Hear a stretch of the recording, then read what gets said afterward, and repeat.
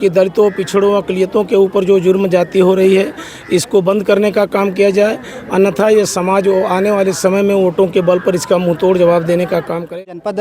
अंबेडकर नगर के विधानसभा क्षेत्र आलापुर के माननीय विधायक जी से आज हमारी मुलाकात हुई है। बड़े दिनों के बाद मुलाकात हुई है, तो तमाम सवाल तो तमाम थे, लेकिन ये बच्चों का कार्यक्रम है, ये विद्यालय का कार्यक्रम है, इसलिए हम ज़्यादा से ज़्यादा कोशिश करेंगे। सबसे पहले शिक्षा के क्षेत्र से ही शुरुआत करेंगे, क्योंकि बड़े दिनों के बाद आज माननीय विधायक जी से मुलाकात हुई है। तो विधायक जी का बहुत बहुत स्वागत करते हुए हम जानना चाहेंगे कि ये उत्तर प्रदेश सरकार की नीति और समाजवादी पार्टी, क्योंकि अब आप इस समय केवल विधायक और कैडर के नेता नहीं, केवल दलित समाज के नेता नहीं, बल्कि इस क्षेत्र के विधायक के साथ साथ समाजवादी पार्टी जैसे पार्टी में अब एक बड़े राष्ट्रीय स्तर के जो है स्थान पर मौजूद है। तो इसलिए आपकी जवाबदेही बनती है। तो हम चाहते हैं कि आप जनता को बताएं, बड़े दिनों बाद मुलाकात हुई है, तो जनता को बताएं कि समाजवादी पार्टी की तरफ से माननीय विधायक जी और समाजवादी पार्टी शिक्षा के क्षेत्र में क्या पहल करना चाह रही है।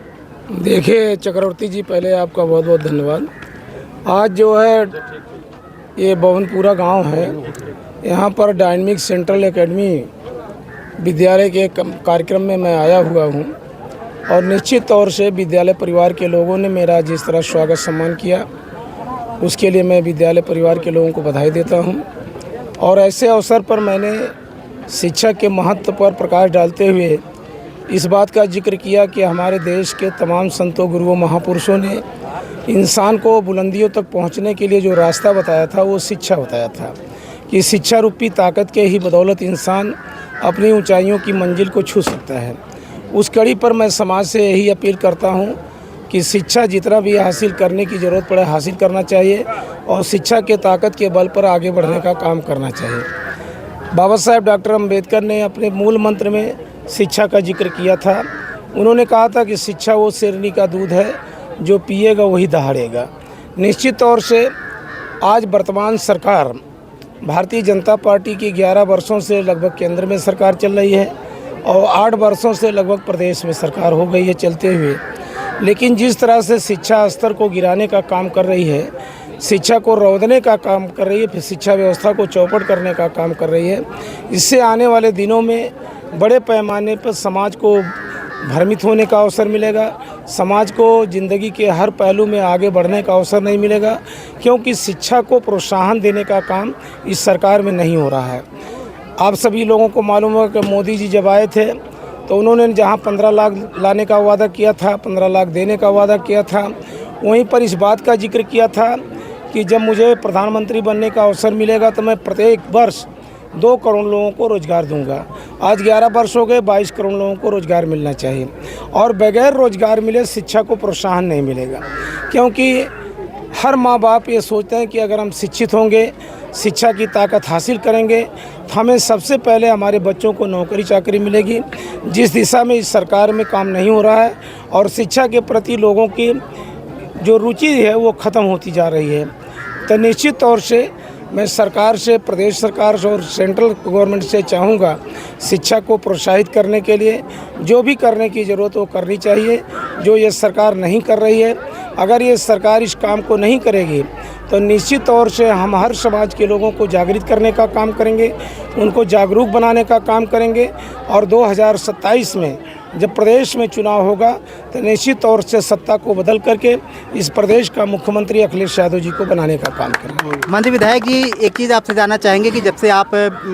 असेंबली में गए हैं आलापुर विधानसभा, सुरक्षित विधानसभा से, तो ऐसे कौन कौन से आपके मैनिफेस्टो थे, ऐसे कौन कौन सी योजनाएं थी जो कि अब तक सरकार ने उसे अप्रूव करके यहाँ धरातल पर लाने का आपके माध्यम से काम किया है, या अभी वो कौन कौन से, जैसे आपने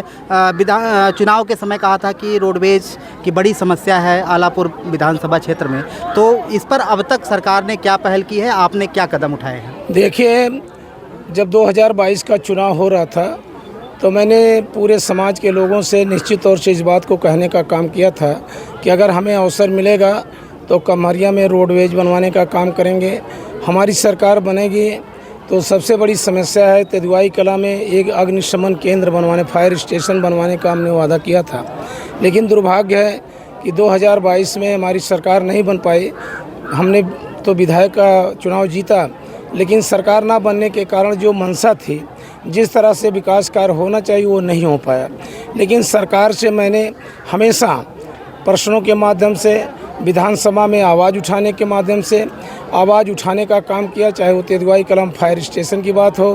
कमरिया में रोडवेज की बात हो, या रामनगर में 100 शैय्या युक्त अस्पताल बनवाने का काम हो, और तिहाईतपुर में जो अस्पताल बना उसको संचालित करने की बात हो। तमाम ऐसे मुद्दों को लेकर कमरिया में जो माझा कमरिया में जो बहुत बड़ी बाढ़ आती है, विभत्स रूप धारण करती है, उससे बचने के लिए तमाम ऐसे मुद्दों को हमने असेंबली में उठाने का काम किया है। सरकार जांच करती है, रिपोर्ट लग जाती है कि जब धन उपलब्ध होगा तो एक काम कराने का काम किया जाएगा, लेकिन इन अब 4 वर्ष लगभग होने जा रहे हैं, अभी तक धन उपलब्ध नहीं हो पाया, ना तो कोई विकास कार्य हो पाया। वैसे ये स्थान तो बहुत उचित नहीं है कि इस प्रकार के सवाल करूं, लेकिन पूरी आलापुर की पूरी जनता के विधायक के साथ साथ पूरे उत्तर प्रदेश में दलित समाज के एक बड़े चेहरे के रूप में आप जाने जाते हैं। मैं ऑन कैमरा नहीं बल्कि ऑफ कैमरा भी कहता हूं कि हम लोग इसलिए सुनने में आते हैं, आपको सुनने आते हैं क्योंकि मान्यवर कांसीराम साहब की झलक आप में दिखती है। लेकिन समाजवादी पार्टी के ही कुछ लोगों के द्वारा, जो कि यादव बिरादरी से बिलोंग करते, जैसे अभी 15 मार्च को मान्यवर कांसीराम साहब की जयंती के समय